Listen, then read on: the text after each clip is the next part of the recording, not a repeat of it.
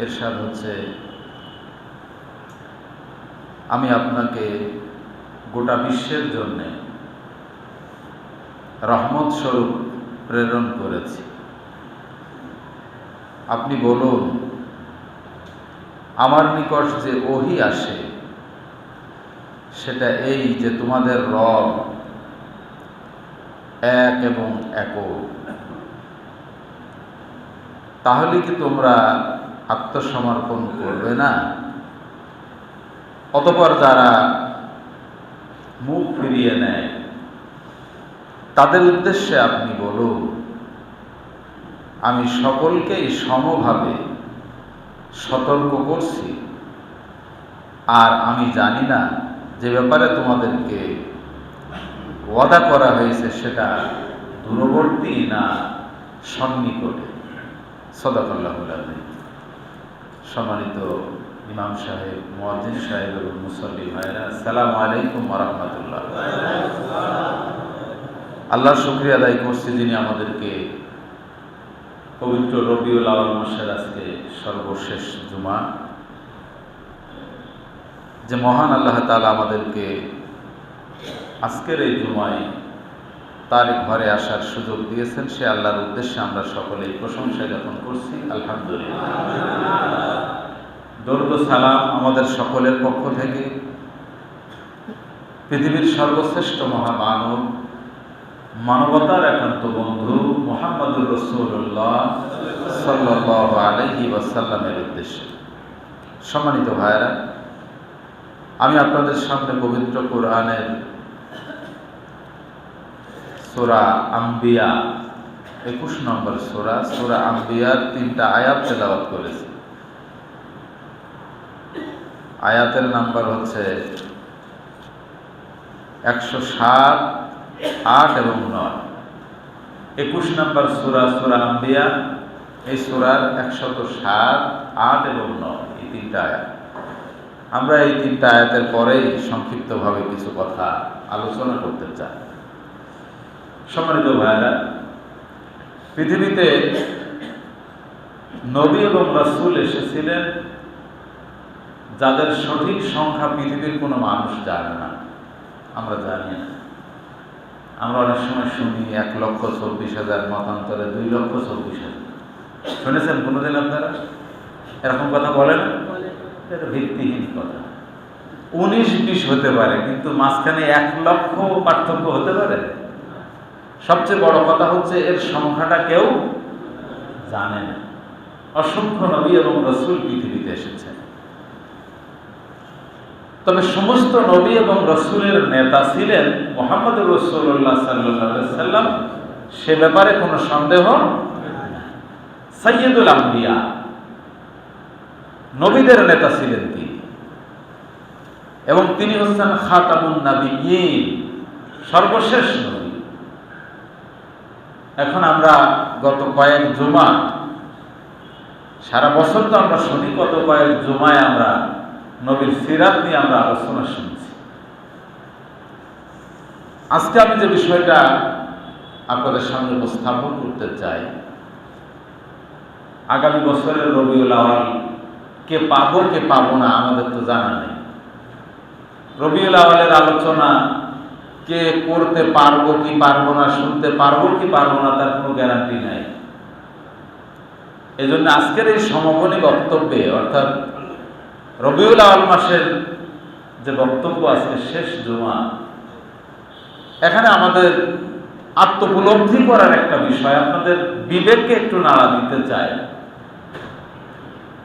যে মানুষটা দুনিয়াতে এসেছিলেন নিজের কোনো কল্যাণ মুক্তির জন্য না, মানবতার কল্যাণের জন্য। সুবহানাল্লাহ। সে স্বীকৃতিটা আল্লাহ তাআলা এই সূরা আম্বিয়ার 107 নম্বর আয়াতে বলছেন, ওয়ামা আরসালনাকা ইল্লা রাহমাতাল লিল আলামিন। আল্লাহ বলছেন, আমি পৃথিবীতে আপনাকে পাঠাইনি রহমত ছাড়া, অর্থাৎ রহমতের হিসাবে আপনাকে পাঠানো হয়েছে।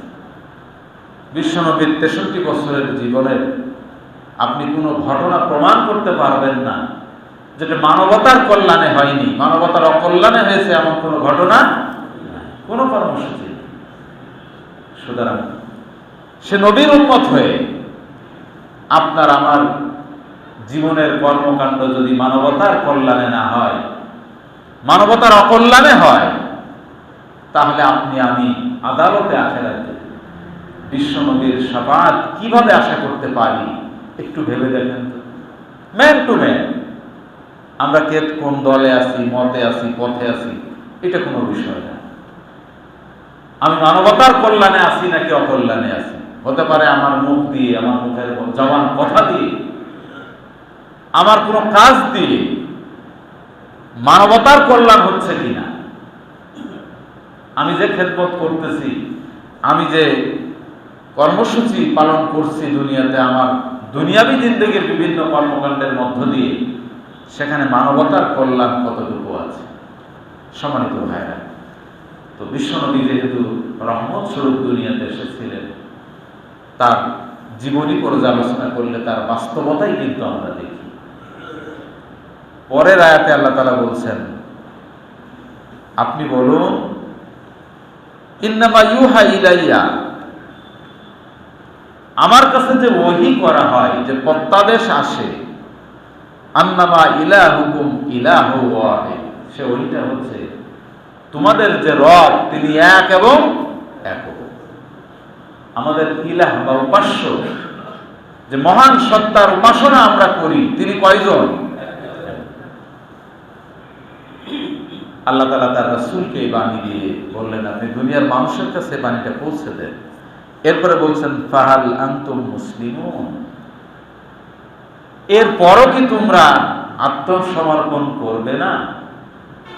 অর্থাৎ দুনিয়াতে আপনি এক আদালত যদি রায় আপনার বিপক্ষে দেয়, আপনি অন্য আদালতে যেতে পারেন না বলেন? এক মোড়ল সালিশ করেছে, আপনার পছন্দ হলো না, আর এক মোড়লের কাছে যেতে পারেন। পাতি নেতা সালিশ করেছে, আপনি বড় নেতার কাছে যেতে পারেন। চেয়ারম্যানের সালিশ পছন্দ হয়নি, এমপির কাছে যেতে পারেন। অপশন আছে, সুযোগ আছে। কিন্তু আমার আল্লাহ পরিচয়টা বলে দিলেন, হে রাসূল, আপনি দুনিয়ার মানুষকে সাবধান করে দেন, আমি যে রব, আমি যে ইলাহ তাদের, আমি ভিন্ন আর কোন সুযোগ। সুতরাং আমরা আমাদের দুনিয়াবী জিন্দেগিতে আমাদের অপশন থাকতে পারে এক জায়গা থেকে আরেক জায়গায়, কিন্তু আখিরাতের চিরস্থায়ী জিন্দেগির সফলতা আর বিফলতা যেখানে নির্ধারণ করা হবে আদালতে আখিরাতে, সেখানে একমাত্র বিচারক হবেন কে? আল্লাহ সুবহানাহু ওয়া তাআলা। আল্লাহ তাআলা সে কথাটা এখানে বললেন,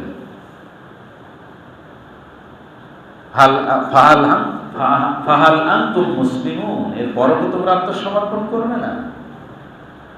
আমরা যেটাকে সারেন্ডার বলি, সারেন্ডার, যদি কোনো মানুষ আদালতে সারেন্ডার করে, তাহলে আদালতের ক্যাম্পাসে বসে চা খায় বা বাদাম খায় আর বলে আমি সারেন্ডার করলাম, এটা কি আদালত মানবে? বোঝেননি মনে হয়। আসামির যদি সারেন্ডার করা লাগে, কোথায় যাওয়া লাগে? আদালতে। শুধু না, আদালতের এজলাসে ওই যে কাঠ গড়ায়, আসামির যে দাঁড়ানোর জায়গা, এখানে বসার জায়গাও নাই। যদি বেশি আসামি হয় তাহলে কেউ বসে কেউ দাঁড়ায়। এখানে জুতা নিয়ে উঠা যায় না, মোবাইল নিয়ে উঠা যায় না, আবার গিয়ে কিভাবে দাঁড়াতে হয় দেখা যায় কোনো কোনো আসামি এরকম করেও দাঁড়ায়। এটা কি আইন আছে কিনা আমি জানি না। সম্মানিত ভাইরা, তাহলে দুনিয়ার জিন্দেগিতে সারেন্ডার করতে গেলে নির্দিষ্ট জায়গায় গিয়ে নির্দিষ্ট নিয়ম মেনে সারেন্ডার করা লাগে। আর সারেন্ডার করার পরে সেই কোড, ওই কোর্টের যে কোড আইন, সেটা কি মানা লাগে না বলেন? আমি সারেন্ডার করার আগ পর্যন্ত আমার নিজস্ব ইচ্ছা কাজ করতে পারে, কিন্তু আমি যখন সারেন্ডার করলাম, এরপরে আদালত আমার জামিনের আবেদন নামঞ্জুর করলো, আমি বললাম না, হবে না তো, আমার ওয়াইফ তো অসুস্থ, আমার বাবা অসুস্থ, আমাকে বাড়ি যেতেই হবে, এ কথা বলার কোনো সুযোগ আছে নাকি বলে? সারেন্ডার করছি, আর আদালত আমার যে রায় দেবে যদি মামা বাড়ি পাঠায় তাহলে মামা বাড়ি পাঠাইতে পারে। আমার প্রিয় ভাইরা, সেটা হচ্ছে দুনিয়ার সামান্য সময়ের জন্যে, দুনিয়ার আইনের সামান্য কোনো অন্যায় করেছে কি করেনি, নিরপরাধ মানুষের সাজাও তো হচ্ছে। সুতরাং এটা যদি হয় দুনিয়ার বিচার, আপনার আমার দুনিয়ার এই 100 বছর, 50, 60 বছর, 80 বছরের জীবনের পরে আখিরাতের চিরস্থায়ী জীবনের সফলতা আর বিফলতা যেখানে যে আদালতে, সেই আদালতের রায় যদি আমার পক্ষে নিতে হয়, তাহলে সেখানেও তো সারেন্ডার করার দরকার আছে না নাই? সারেন্ডার হবে কার কাছে? আল্লাহ সেটা বলে যে তোমাদের রব একজন, এক সত্তার মাখলুক তোমরা, বান্দা তোমরা, দাস। সুতরাং দাসত্ব করার আগে একক চিত্তে, নিষ্কণ্ঠক ভাবে, নিরঙ্কুশ ভাবে সারেন্ডার করতে হবে কার কাছে? আল্লাহর কাছে আমরা সারেন্ডার করেছি? ম্যান টু ম্যান হিসাব করেন। আমি বলেছি আগে, আপনাদের বিবেককে একটু নাড়া দিতে চাই।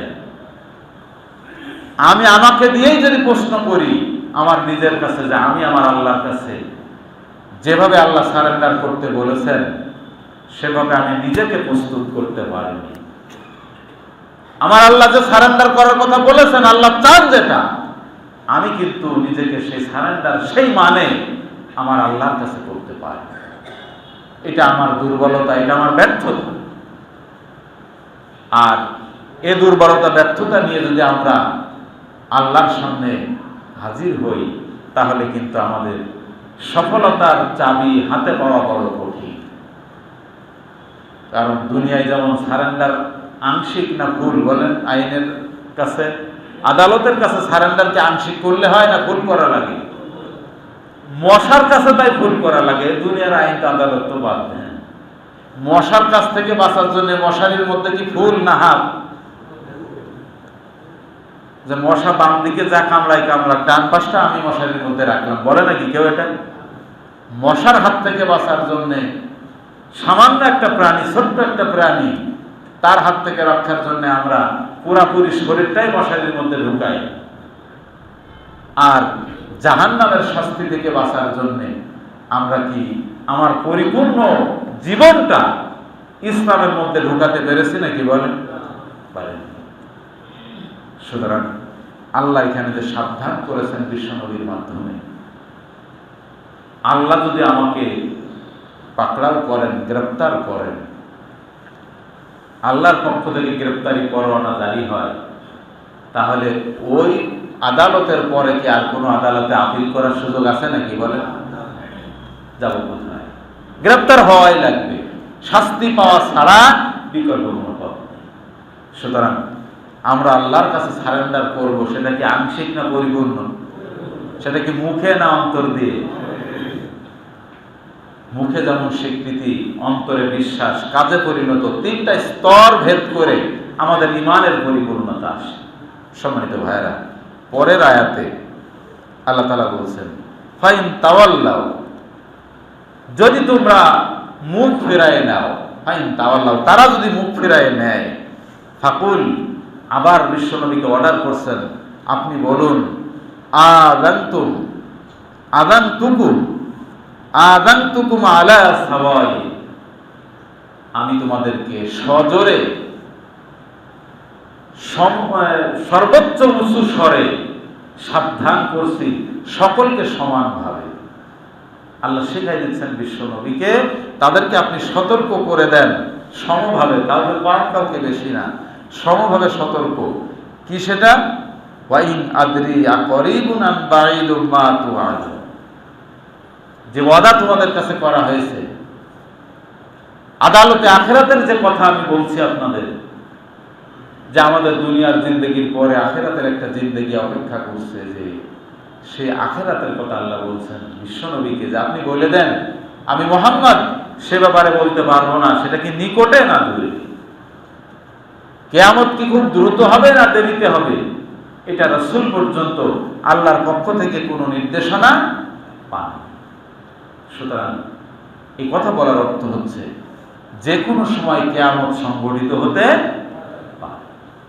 আপনি আমি হয়তো মনে করছি বয়স আমার এই, আমি যাব, আমার সন্তান যাবে, আরো কত হাজার হাজার বছর পরে, এটা বলার কোনো সুযোগ নেই। সম্মানিত ভাইরা, এজন্যে বিশ্বনবী দুনিয়াতে এসেছিলেন যে উদ্দেশ্য নিয়ে, তার জীবনের শেষ মুহূর্ত পর্যন্ত সে উদ্দেশ্যকে সফল করার জন্য তিনি কাজ করেছেন। আজকে আমার দুনিয়ার জিন্দেগির সাথে যদি আমি একটু মিলাই, সেটা হচ্ছে আপনি বিয়ে বাড়ি যাওয়ার জন্য রওনা করেছেন, সেজে গুজে প্রস্তুতি নিয়ে রওনা করেছেন, বিয়ে বাড়ি যাবেন। হঠাৎ বাড়িতে পরিবারের কোনো সদস্য অসুস্থ হয়ে পড়লো, হসপিটালে নেওয়ার মতো আপনি ছাড়া আর কেউ নাই। এখন আপনি কি করবেন? আগে কি বিয়ে বাড়ি বেড়াতে যাবেন, না রোগীর সেবা, রোগীর চিকিৎসার জন্য আপনি দৌড়বেন? কোনটা করবেন বলেন তো? কিন্তু তার মানে কি বিয়ে বাড়ি যাওয়া বন্ধ হয়ে যাবে? তা যাবে না। এইটার পরে আবার বিয়ে বাড়ি যাওয়ার কাজা কাফারা আদায় হবে। তাহলে এখন আপনাদের বিবেকের কাছে প্রশ্ন যে আমার পরিবারের কোনো মেম্বার যখন অসুস্থ হয়েছেন, আর এদিকে আমি বিয়ে বাড়ি যাওয়ার জন্য রওনা করেছি, আমি সিদ্ধান্ত নেওয়ার আগে আমাকে তো কম্পেয়ার করতে হবে কোন কাজটা গুরুত্বপূর্ণ। কথা ঠিক কিনা ভাই? আমার স্ত্রী হোক, আমার বাবা হোক, মা হোক, যে অসুস্থ হয়েছেন, তার সুস্থতার জন্য, তার চিকিৎসার জন্য আমি মেহনত করবো এখন, নাকি আগে বিয়ে বাড়ি বেড়াতে যাবো? আমার গুরুত্ব কোনটা? কম্পেয়ার করার পরে আমার বিবেক বলে দেবে তোমার এই করা উচিত। আমার প্রিয় ভাইরা, আল্লাহ রাসূল দুনিয়াতে এসেছিলেন যখন প্রথম তার মিশনের কার্যক্রম শুরু করেছেন, তখন কিন্তু সালাত ছিল না। ছিল?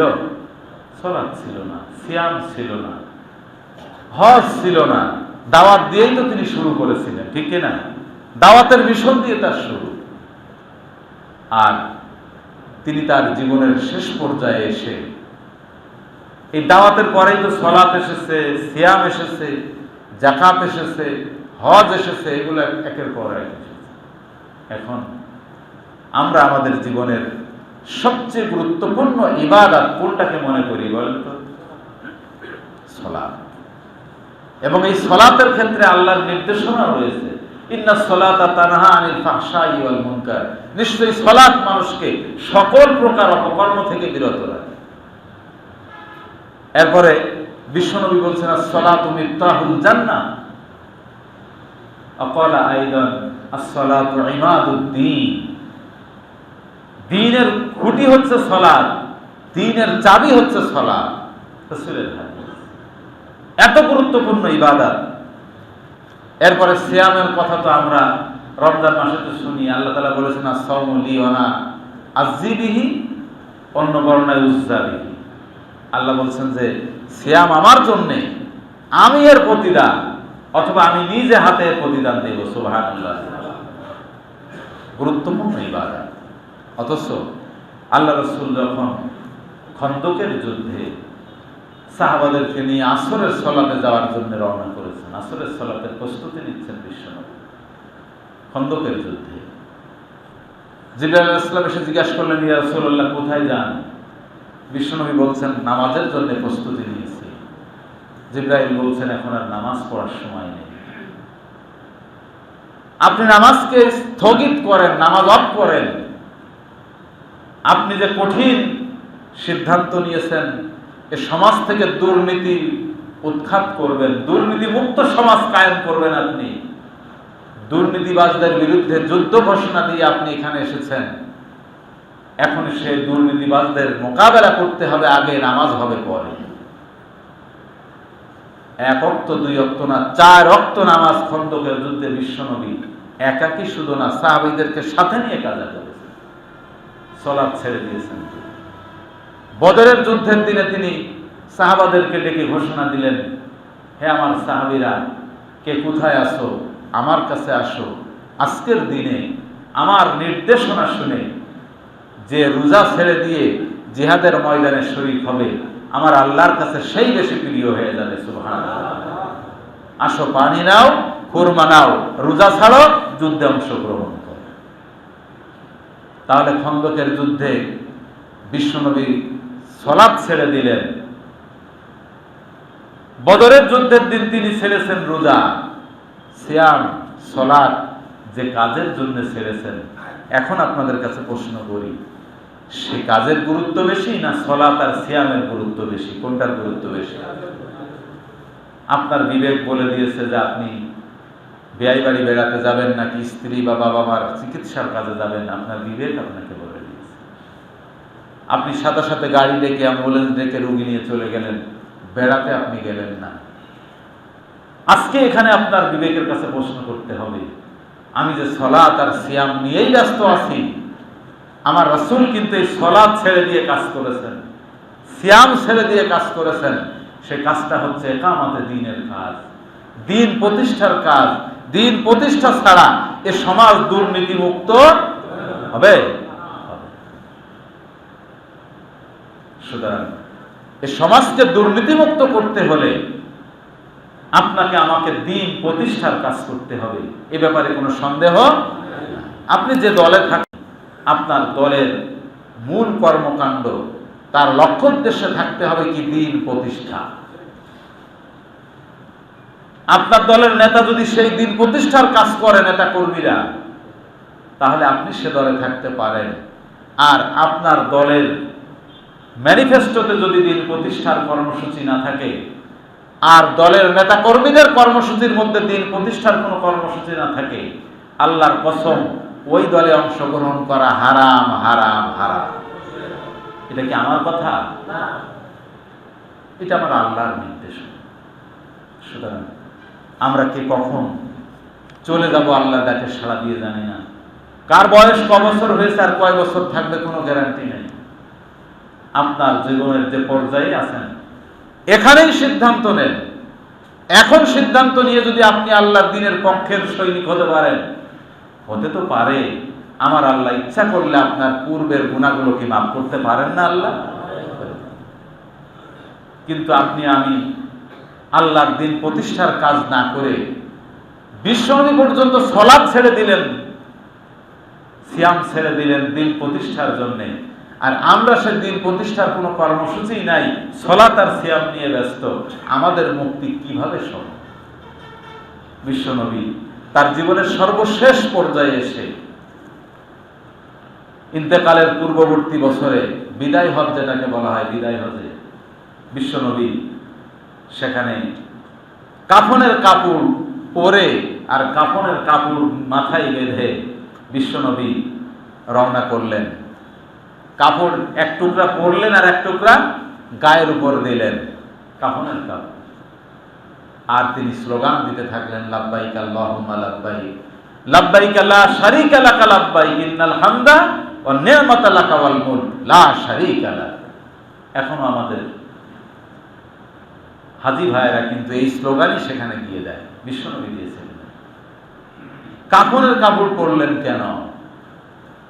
আমরা যেটাকে এখন ইহরামের কাপড় পরি, এটা তো কাফনের কাপড়, সাদা কাপড় না এটা? এই সাদা কাপড়, কাফনের কাপড় বিশ্বনবী পরে তিনি দেখিয়ে গেলেন যে আপনি আমি দুনিয়াতে যে অবস্থানেই থাকি না কেন, আল্লাহর দ্বীন কায়েমের জন্য আমাদের কিন্তু কাফনের কাপড় পরে লাগতে হবে। এর অর্থ হচ্ছে দুনিয়ার কোনো মায়া মহব্বত, দুনিয়ার কোনো অভিলাষ আমাদেরকে আল্লাহর দ্বীন প্রতিষ্ঠার কর্মকাণ্ড থেকে বিরত রাখতে।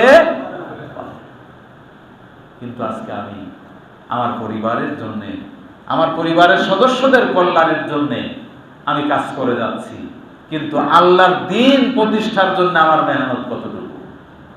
অথচ দেখেন আমি যে সম্পদ অর্জন করতেছি, উপার্জন, আমি হারাম হালালের বাছ বিচার করছি না। যে কোনো ভাবে আমি করতে পারলেই মনে হয় আমার দায়িত্ব শেষ। আমি হারাম পন্থায় উপার্জন করছি, এটা ভোগ করতে পারবো তার কোনো গ্যারান্টি আছে? কিন্তু কবরে গিয়ে, আদালতে আখেরাতে গিয়ে জাহান্নামের মধ্যে আমার এই হারাম পথে উপার্জন করার কারণে শাস্তি যে ভোগ করতে হবে, সে ব্যাপারে কি গ্যারান্টির কোনো অভাব আছে নাকি? বলে ভোগ করার কোনো গ্যারান্টি নেই, কিন্তু শাস্তি ভোগ করার গ্যারান্টি আছে। সুতরাং আসুন না ভাই, আমি আপনাদের কাছে অনুরোধ করি, আল্লাহ তাআলা হায়াতে জিন্দেগি কার কতটুকু দিয়েছেন, পিছনে ফেলে এসেছি যে পাঠ ওটা বাদ, ওইটা নিয়ে অনুশোচনা করে কোনো লাভ নেই। সামনে যতটুকু হায়াত আল্লাহ রহমত করবেন আমাদের, সে হায়াতে জিন্দেগিটা যেন আল্লাহর দ্বীনের পক্ষে থাকি। আমরা রাজি আছি তো ইনশাআল্লাহ? আমার প্রিয় ভাইরা, বিশ্বনবী সাল্লাল্লাহু আলাইহি সাল্লাম তার জীবনের শেষ মুহূর্তে এসে, বিদায় হজ থেকে ফিরে এসে যে দোয়াটা বিশ্বনবী বেশি বেশি পড়েছেন, আর তো বেশি দিন তিনি দুনিয়াতে ছিলেন না, জিলহজ মাসে হজ করে আসলেন, মুহররম সফর পার করে রবিউল আউয়াল মাসে তিনি দুনিয়া থেকে বিদায় নিয়েছেন। তিনি বেশি বেশি বলতেন সুবহানাকা বিহামদিকা আস্তাগফিরুকা ওয়া আতুবু ইলাইক। এই দোয়াটা তিনি বেশি বেশি বলতেন। তিনি বলতেন সুবহানাকা, পবিত্রতা আপনার, ও বিহামদিকা, এবং প্রশংসা আপনার। কার? আল্লাহ। আস্তাগফিরুকা, আমি ইস্তেগফার করছি, ক্ষমা প্রার্থনা করছি আপনার নিকট, আতুবু ইলাইক, এবং আমি তওবা করছি আপনার কাছে। সুবহানাল্লাহ। বিশ্বনবীর জীবনে কি কোনো গুনাহ ছিল? ছিল? নবী মাসুম ছিলেন, বেগুনাহ ছিলেন। তিনি একজন নিষ্পাপ মানুষ। তিনি, হাদিসে এসেছে, সালাতের মধ্যে রুকুতে, সিজদায়, বৈঠকে বিশ্বনবী বিদায় হজের পরে এসে এই দোয়াটা বেশি বেশি বলেছেন। আল্লাহর পবিত্রতা ঘোষণা করেছেন, প্রশংসা করেছেন, আর সারেন্ডার করেছেন আস্তাগফিরুকা, আমি ক্ষমা প্রার্থনা করি আপনার নিকট, আতুবু ইলাইক, আপনার কাছে আমি তাওবা করি। সম্মানিত ভাইরা, বিশ্বনবী জীবনের শেষ প্রান্তে এসে বেশি বেশি ইস্তেগফার করেছেন। আর যখন সময় একেবারেই শেষ হয়ে গেল, আল্লাহ নবী যখন সর্বশেষ 8 তারিখে, জিলহজ মাসের 8 তারিখে তিনি একটু সুস্থ হয়েছেন।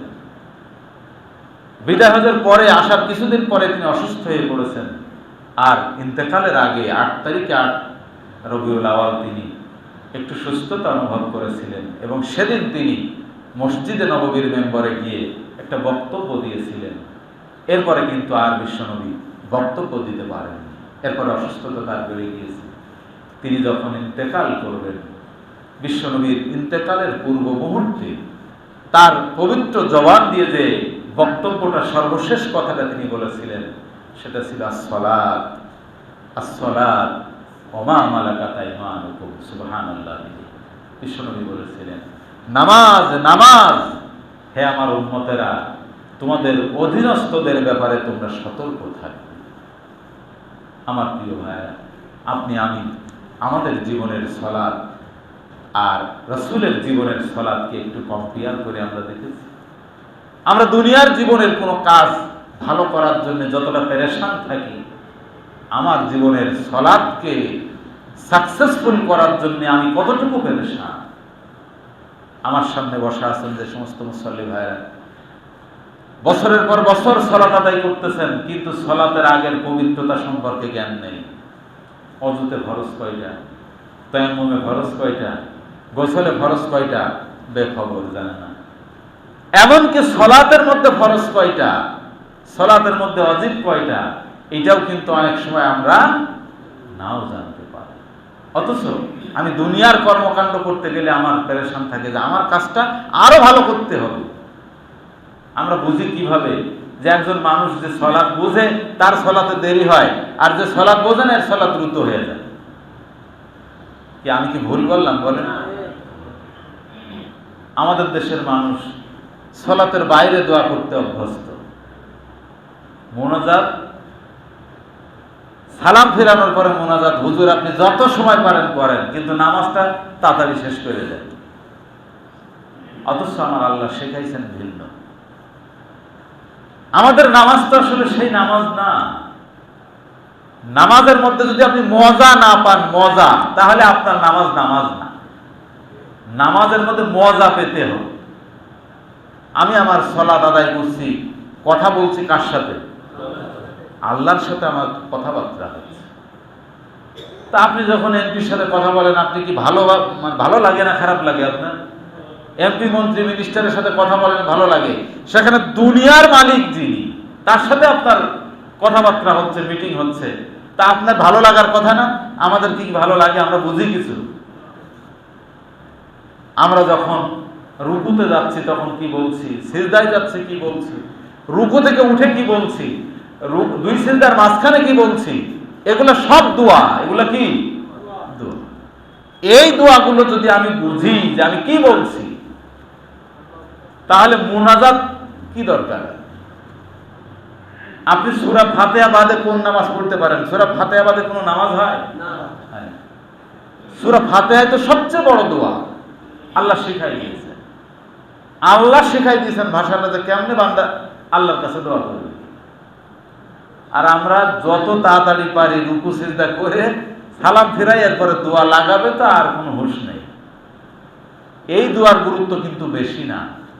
আপনি দুই সিজদার মাঝখানে ঠিক করে যদি না বসেন সোজা হয়ে, তাহলে ওয়াজিব তরক হবে, আপনার সো সিজদা না করলে নামাজ হবে না। সুতরাং আপনার নামাজ হওয়ার জন্যে আপনি সোজা হয়ে বসে দোয়া পড়েন, আল্লাহুম্মা গফিরলি, আল্লাহ আমাকে মাফ করে দেন, ওয়ারযুকনি, আমাকে রিজিক দেন, ওয়াফুনি, আমাকে ক্ষমা করে দেন, ওয়াহদিনি, আমাকে হেদায়েত দেন। সুবহানাল্লাহ। এই কথাগুলো কি দোয়া না ভাই? তো এই কথাগুলো আপনি সালাম ফিরাই বলছেন, তখন কি আল্লাহর সাথে কথাবার্তা হচ্ছে? সালাম ফিরানোর পরে মিটিং কি শেষ, এরপরে আপনি আটসাট বেঁধে শুরু করলেন। কিন্তু মিটিং যখন হচ্ছে আল্লাহর সাথে, তখন আপনি যে বক্তব্যটা আল্লাহকে বললেন, সেটার গুরুত্ব বেশি না মিটিং এর পরের গুরুত্ব বেশি? বলেন তো। আমরা বুঝি না। এই জন্যে আমার সলাৎটা যেন হয় বিশ্বনবীর অনুকরণে সলাৎ। এজন্য রাসূল বলেছেন, সল্লু কামা রাআইতুমুনি উসাল্লি, সলাত আদায় করো সেভাবে যেভাবে আমি মুহাম্মদ সলাত আদায় করেছি। সুবহানাল্লাহ। সম্মানিত ভাইরা, আমার আজকের বক্তব্যে আমি শেষ পর্যায়ে এসে গেছি। আমি বিনীত অনুরোধ করতে চাই, আমাদের জীবনের মূল উদ্দেশ্য, মুমিন জীবনের মূল উদ্দেশ্য হবে দিন প্রতিষ্ঠা। দিন প্রতিষ্ঠা ছাড়া মুমিন জীবনের কোনো উদ্দেশ্য থাকতে পারে না। দিন প্রতিষ্ঠা যদি মুমিন জীবনের উদ্দেশ্য হয়, আমার বাকিগুলো সবার মধ্যে আছে। আমার উদ্দেশ্য হচ্ছে দিন প্রতিষ্ঠা করা। সে দিন প্রতিষ্ঠার উদ্দেশ্য থাকার পর আমি চাকরিও করব, সংসার ধর্ম, আবাদ ফসল, ব্যবসা বাণিজ্য সবই চলবে, কিন্তু আমার টার্গেট থাকবে কি? দিন প্রতিষ্ঠা। আমি ব্যবসা করব, সেখানেও আমার কাজ আছে। আমি চাকরি করব, আমার চাকরির মধ্যে দিন প্রতিষ্ঠার কাজ আছে। আমি ক্ষেত খামারে কাজ করতে যাব, আমি শ্রমিক লেবার, আমি যখন যেখানেই কাজ করব, আমার টার্গেট থাকবে কি? দিন প্রতিষ্ঠা। সেখানেই আমি ক্ষেত, আমি যে পর্যায়ের মানুষ, আমার ততটুকু মেহনত থাকতে হবে। আল্লাহ তাআলা কিন্তু কারো সাধ্যের অতিরিক্ত দায়িত্ব চাপিয়ে দেন না, হিসাবও নেবেন না। যার যতটুকু সামর্থ্য শক্তি আল্লাহ দুনিয়াতে দিয়েছেন, তার কাছ থেকে ততটুকু হিসাবই আনবেন। সুতরাং কার ক্ষমতা কতটুকু দুনিয়ার মানুষ না জানতে পারে, কে জানেন? আল্লাহর কাছ থেকে পার পাওয়া কিন্তু জানেন। সম্মানিত ভাইরা, এজন্য আসুন আমরা আমাদের জীবনের লক্ষ্যটা, উদ্দেশ্যটা ঠিক করে নিতে চাই। আমাদের উদ্দেশ্য হচ্ছে দিন প্রতিষ্ঠা। আর এই দিন প্রতিষ্ঠার মাধ্যমে দুনিয়ার জীবনের সফলতা দেবেন কে? আর আখেরাতের মুক্তির গ্যারান্টিও কার হাতে?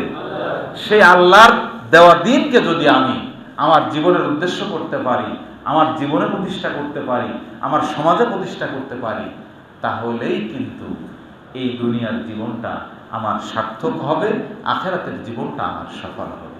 সম্মানিত ভাইরা, যদি কষ্ট পেয়ে থাকেন মাফ করে দিয়েন। আর যদি সঠিক কথা হয়ে থাকে, মনে যদি আপনার রেখাপাত করে, এখনই সিদ্ধান্ত নেন, আপনার কিন্তু সময় নেই। এই মসজিদ থেকে বেরিয়ে চলে যাব, আবার পরে রক্তে মসজিদে আসতে পারবো, কোনো গ্যারান্টি আছে? কোনো গ্যারান্টি। সুতরাং সিদ্ধান্ত এখনই। আজকের মজলিসে যারা আছেন, মসজিদে, আদালতে, আখেরাতে কিন্তু এই দৃশ্যটাই আমার আল্লাহ দেখাবেন। আমি আমার ভাষায় আপনাদের বোঝার মতো করেই কিন্তু বলেছি। সম্মানিত ভাইরা, আল্লাহর কাছে আমরা ইস্তেগফার করি, দোয়া করি, আল্লাহ তাআলা যেন আমাদের সকলকে মাফ করে দেন। আল্লাহ তাআলা যেন পূর্বের জীবনের সমস্ত গুনাহগুলো মাফ করে দিয়ে আমাদের যতটুকু হায়াত সামনে আছে, আমরা আল্লাহর দ্বীনের জন্যে, আল্লাহর দ্বীন কায়েমের জন্যে সামর্থ্য অনুযায়ী আমরা সকলেই যেন মেহনত করতে পারি। বিশ্বনবী যেমন সালাত, সিয়াম এগুলাকে বাদ দিয়ে দিন প্রতিষ্ঠার কাজকে তিনি আগে সামনে রেখেছেন, অগ্রণী ভূমিকা পালন করেছেন দিন প্রতিষ্ঠার ব্যাপারে, আমরাও যেন তার উম্মত হিসাবে দিন প্রতিষ্ঠার কাজকে অগ্রাধিকার দিতে পারি। আমাদের সকল কর্মকাণ্ডের আগে দিন প্রতিষ্ঠার কাজকে আমরা অগ্রাধিকার দেব। আল্লাহর সাহায্য কামনা করি। আল্লাহ আমাদের সকলকে তৌফিক দান করুন। আমিন। আসসালামু আলাইকুম ওয়া রাহমাতুল্লাহ।